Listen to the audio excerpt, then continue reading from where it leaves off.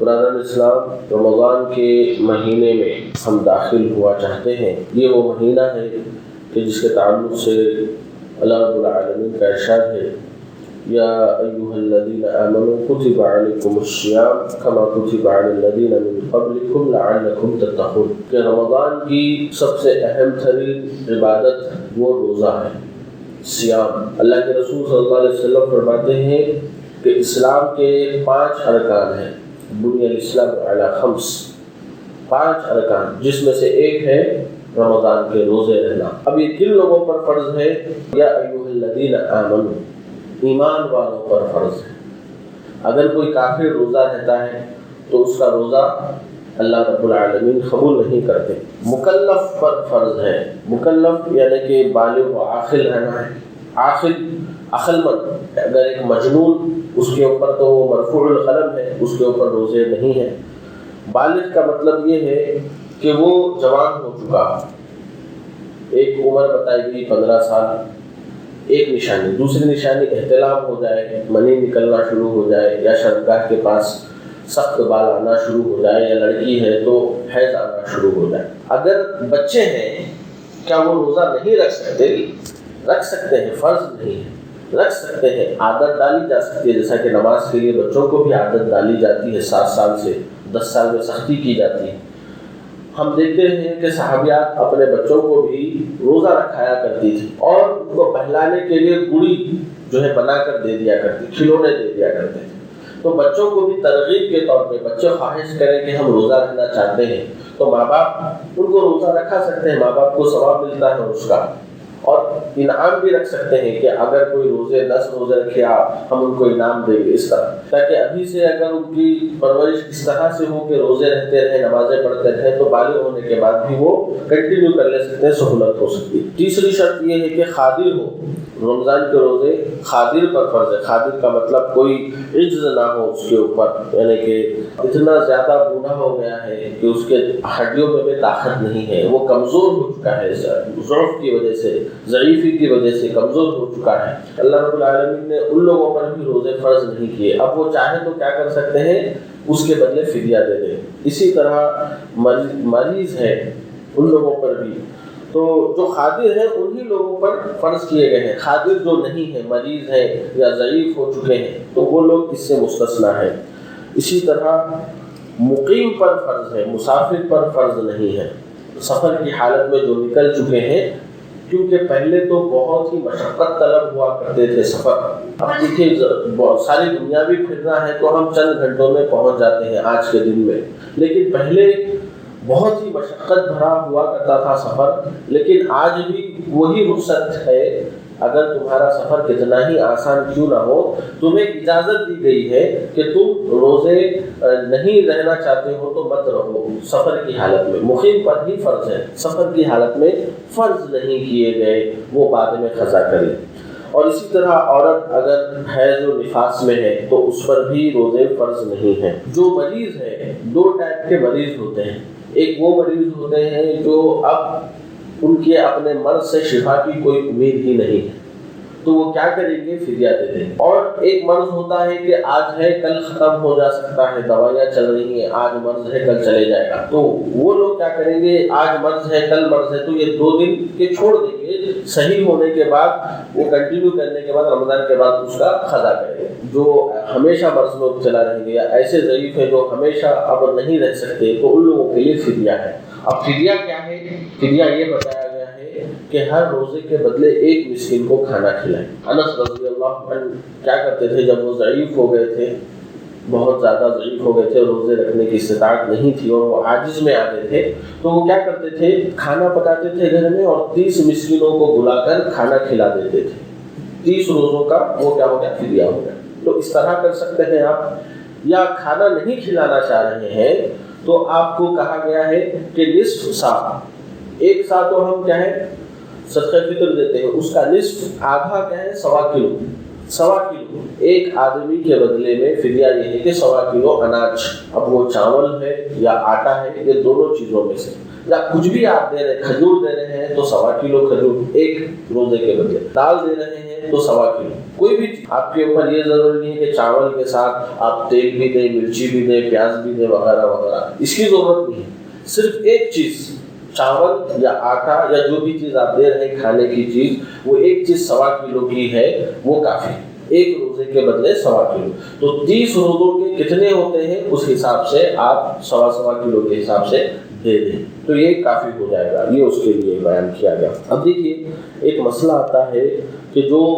حاملہ ہے یا مرضعہ ہے، یعنی کہ عورتوں کا مسئلہ ہے، وہ حمل سے ہے، پریگننٹ ہے، اور کوئی ہے جن کا ڈیلیوری ہو چکی ہے لیکن وہ دودھ پلا رہے ہیں، ان دونوں کے لیے بھی رخصت دی گئی ہے شریعت میں، یہ دونوں حالتوں میں بھی عورت کے لیے رخصت دی گئی ہے کہ وہ اس مرتبہ نہ رہ کر جب وہ ختم ہو جائے ڈیلیوری یا حمل اور رضاعت کا مرحلہ ختم ہو جائے اس کے بعد اس کی قضا دیں، ان کے اوپر کفارہ یا فدیہ نہیں ہے، وہ سب ختم ہونے کے بعد میں قضا کر لیں گی، یہ بیان کیا گیا ہے۔ اب جو حیض و نفاس کی حالت میں ہے ان لوگوں کے لیے بھی کہا گیا کہ وہ اب نہیں رہ سکتی تو رمضان کا مہینہ جانے کے بعد وہ قضا کر لیں۔ روزے کے لیے نیت شرط ہے، نیت کے بغیر روزہ نہیں ہے۔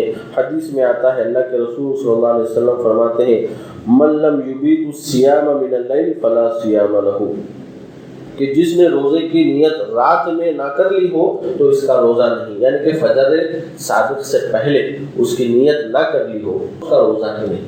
تو نیت انتہائی ضروری ہے ہر روزے کے ساتھ، جیسا ہی آپ نیا روزہ رہ رہے ہیں ہر روزے کے ساتھ ساتھ آپ کو نیت بھی کر لینی چاہیے۔ نیت کیا کرنی ہے، کیسے کرنی ہے؟ الفاظ سے، نویت و رسوم بدل اللہ تعالیٰ، یہ بالکل ہی غلط ہے عربی اعتبار سے بھی اور شرعی اعتبار سے بھی بدعت ہے، کیونکہ نیت کا مطلب الفاظ زبان سے ادا کرنا نہیں ہے، دل کے ارادے کا نام، دل سے اتنا ارادہ کر لے کہ میں روزہ رہ رہا ہوں، کیونکہ یہ روزہ اللہ رب العالمین نے مجھ پر فرض کیا ہے، رمضان کا فرض روزہ میں رہنے والا ہوں اللہ کے لیے، تو یہ کم از کم اس طرح کی نیت کر کے روزہ رہے، کیونکہ نیت جو ہے عادات اور عبادات میں فرق کرنے والی چیز کا نام ہے۔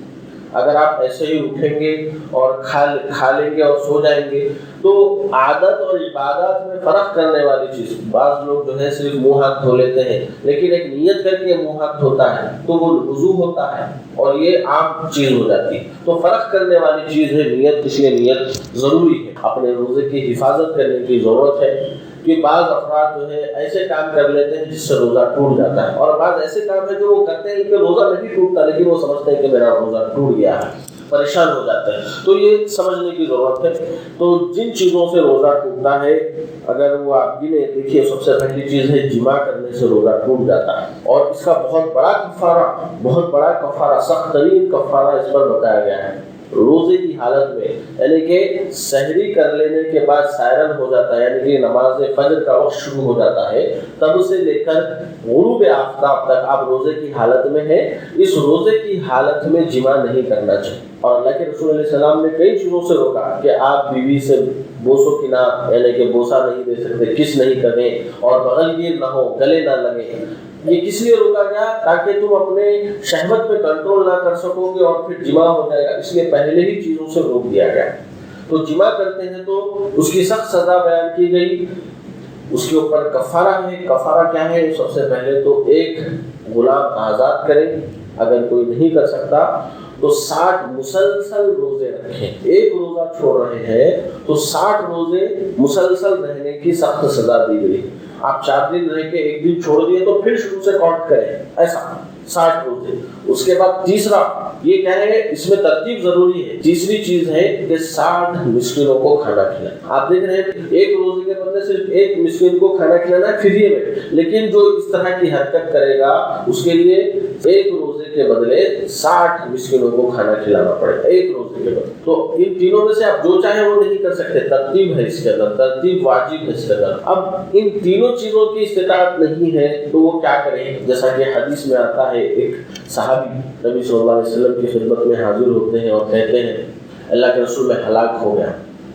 نبی صلی اللہ علیہ وسلم پوچھتے ہیں کیا بات ہے، کیا ہوا؟ وہ کہتا ہے اللہ کے رسول روزے کی حالت میں مجھ سے جماع ہو گیا ہے۔ تو آپ صلی اللہ علیہ وسلم نے یہی اس کو آپشنز دیے، وہ کہتا ہے اللہ کے رسول میں کو ان چیزوں کی استطاعت نہیں ہے۔ تو آپ نے فرمایا اچھا جو کچھ میسر ہے وہ صدقہ کر دو، جو کچھ تمہارے پاس میسر ہے وہ صدقہ کر دو۔ تو وہ کہتا ہے اللہ کے رسول میرے پاس کچھ بھی نہیں ہے صدقہ کرنے کے لیے۔ یہ چوتھا آپشن اس کو ملا تھا، جو بہت ہی انتہائی غریب ہے اس کے لیے چوتھا آپشن ہے جو کچھ میسر ہے وہ صدقہ کر دو۔ تو وہ کہتا ہے اللہ کے رسول میرے پاس کچھ بھی نہیں ہے میں صدقہ کروں۔ تو اللہ کے رسول اس کو بٹھا لیتے ہیں۔ کچھ دیر بعد اللہ کے رسول کے پاس ایک ہدیہ آتا ہے، ایک ٹوکرا کھجور۔ آپ صلی اللہ علیہ وسلم اس کو وہ ٹوکرا کھجور کا دیتے ہیں اور کہتے ہیں جاؤ اس کو صدقہ کر دو اپنی جانب سے۔ تو وہ کہتا ہے اللہ کے رسول کیا مجھ سے زیادہ غریب پر میں صدقہ کروں؟ اور میرے سے زیادہ غریب تو سارے مدینہ میں کوئی ہے ہی نہیں۔ تو اللہ کے رسول ہنستے ہیں، مسکراتے ہیں، اللہ کے رسول کے داڑھ نظر آتے ہیں اور کہتے ہیں ٹھیک ہے جاؤ اپنے ہی گھر والوں پر اس کو صدقہ کر دو۔ تو اسلام بہت آسان ہے، استطاعت نہیں ہے، بہت ہی زیادہ پوری مدینے کا سب سے غریب شخص جو ہے یہ واقعہ بیان ہو رہا ہے تو اللہ کے رسول اس کے ہی گھر والوں پر صدقہ کرنے کا حکم دے دیا۔ دوسری چیز ہے جان بوجھ کر جو بندے کھاتے پیتے ہیں، کھانے پینے سے روزہ ٹوٹ جاتا ہے، لیکن ابتدا جو ہوتی ہے پہلے دوسرے روزے میں جب کیا ہوتا ہے انجانے میں بندہ کھا لیتا ہے۔ اللہ کے رسول علیہ السلام فرماتے ہیں کہ اللہ نے اس کو کھلایا ہے پلایا ہے، وہ روزہ کنٹینیو کر لے، روزہ نہیں ٹوٹا اس کا، انجانے میں کھا لے۔ ابھی عادت نہیں ہے اس کو روزے رہنے کی، اس لیے پہلے دوسرے روزوں میں ہوتا ہے کچھ لوگوں کے ساتھ کچھ پی لیتے ہیں، ایک گھوٹ پینے کے بعد یاد آتا ہے کہ میں تو روزے سے ہوں، تو وہ باقی کا جو منہ کا پانی ہے تھوک دے گی، لیکن جو چلا گیا اس کو نکالنے کی ضرورت نہیں، اللہ نے اس کو پلایا ہے، روزہ کنٹینیو کرے۔ جان بوجھ کر جو کھاتے پیتے ہیں ان کا روزہ ٹوٹ جاتا ہے، یا جو کھانے پینے کے مماثل کوئی چیز جسم میں داخل کر لیتے ہیں، کوئی گلوکس ہے یا کوئی انجیکشن ہے طاقت مخفی، ایسے انجیکشن لگا لیتے ہیں طاقت کے، تو کھانے پینے کے مماثل جو چیزیں تقویت پہنچانے والی جسم کو جو چیزیں ہیں وہ اگر جسم میں داخل کر لیتا ہے اس سے بھی روزہ ٹوٹ جاتا ہے۔ جان بوجھ کر جو خے نکالتا ہے اس سے بھی روزہ ٹوٹ جاتا ہے۔ انجانے میں خود بخود خے آ جاتی ہے تو الگ بات ہے، لیکن خے منہ میں انگلی ڈال کر نکالتا ہے یا کوئی چیز سونگھ کر نکالتا ہے، کوئی چیز ایسی ہے اس الرجک ہے، وہ اونچائی پہ کوئی چڑھتے ہیں اس کو معلوم ہے میں اونچائی پہ چڑھوں گا تو خے آئے گی، ہونا بول کے اونچائی پہ چڑھتا ہے تو جان بوجھ کر خے نکالتا ہے تو اس سے بھی روزہ ٹوٹ جاتا ہے۔ جو جان بوجھ کر منی نکالتا ہے جسم سے اس کا روزہ بھی ٹوٹ جاتا ہے، کیونکہ اللہ کے رسول صلی اللہ علیہ وسلم فرماتے ہیں کہ جو بندہ اپنی شہوتوں سے نہ رکے اس کا روزہ نہیں ہے۔ تو شہوتوں میں جماع کے ساتھ ساتھ منی نکالنا بھی آ جاتا ہے تو اس سے بھی روزہ ٹوٹ جاتا ہے، اس لیے بچنا چاہیے۔ اور اسی طرح حیض و نفاس شروع ہو جائے تو بھی روزہ ٹوٹ جاتا ہے۔ تو یہ تمام چیزیں تھی۔ اب دیکھیے کہ روزہ بہت ہی اہم ترین عبادت ہے، اس کے بہت سارے فضائل اللہ کے رسول صلی اللہ علیہ وسلم بیان فرماتے ہیں۔ فرمایا کہ اللہ رب العالمین فرماتا ہے کہ بنی آدم کا ہر عمل ابن آدم کا اس کے لیے ہے، الا الصیام فانہ لی وانا اجزی بہ، سوائے روزے کے کہ روزہ میرے لیے ہے اس لیے میں ہی اس کا اجر و ثواب دینے والا ہوں۔ والصیام جنہ، اور روزہ ڈھال ہے۔ اور فرمایا جب تم میں سے کسی کا روزہ ہو تو وہ بےہودہ اور فحش باتیں نہ کرے اور گالی گلوچ نہ کرے۔ اگر کوئی اس کو گالی گلوچ دے رہا ہے یا اس سے جھگڑ رہا ہے تو وہ کہے میں تو روزے دار شخص ہوں۔ اور قسم اس ذات کی جس کے ہاتھ میں محمد کی جان ہے، روزے دار کے منہ کی بو اللہ کے نزدیک مشک کی خوشبو سے زیادہ پسندیدہ ہے۔ اور روزے دار کو دو خوشیاں ملنے والی ہے، پہلی جب وہ افطار کرتا ہے اور دوسری جب وہ اپنے رب سے ملے گا اور اس روزے کا اس کو ثواب دیا جائے گا۔ تو یہ فضیلت ہے۔ دوسری فضیلت یہ بیان کی گئی ہے کہ بروز محشر روزہ اور قرآن بندے کے حق میں سفارش کریں گے۔ روزہ کہے گا اے اللہ منعتہ الطعام والشہوات بالنہار، اے اللہ دن کے وقت میں نے کھانے پینے اور اپنی شہوتوں سے اس بندے کو روک کے رکھا، اس لیے اس کے حق میں میری شفاعت قبول فرما۔ اور قرآن کہے گا منعتہ النوم باللیل فشفعني فیہ، اے اللہ رات میں سونے سے میں نے روکے رکھا اور یہ مجھے پڑھتا رہا اٹھ کر ٹہر کر، اس کے حق میں میری شفاعت قبول فرما۔ تو اللہ رب العالمین دونوں کی شفاعت قبول فرمائے گا۔ تو روزہ شفاعت ہے، روزہ ڈھال ہے، اور روزہ جنت میں جانے کا ذریعہ ہے، روزہ گناہوں کے کفارے کا سبب ہے۔ اللہ کے رسول فرماتے ہیں 5 نمازیں اور ایک جمعہ سے دوسرے جمعہ تک اور ایک رمضان سے دوسرے رمضان تک جتنے گناہ ہوتے ہیں اللہ رب العالمین معاف فرما دیتا ہے اگر بندہ کبیرہ گناہوں سے بچتا رہے۔ اور اسی طرح حدیث میں آتا ہے کہ فرمایا کہ جنت میں ایک دروازہ ہے جس کا نام ہے ریان، اس سے صرف روزہ دار ہی داخل ہو۔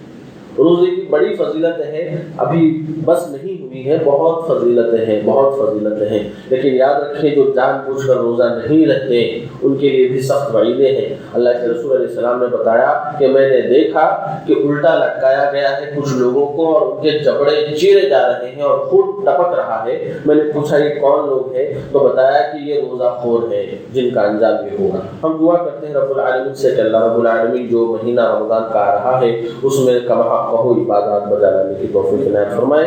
اللہ رب العالمین روزے رہنے کا شرف عطا فرمائے۔ اللہ رب العالمین جو عبادتیں ہیں ان کو شرف قبولیت سے نوازے، جب تک رکھے اسلام پر قائم رکھے، خاتمہ ایمان کی حالت میں فرمائے۔ آمین۔ اقول قولی هذا استغفر الله لي ولكم ولسائر المسلمين من الذنب فاستغفروه انه هو الغفور الرحيم۔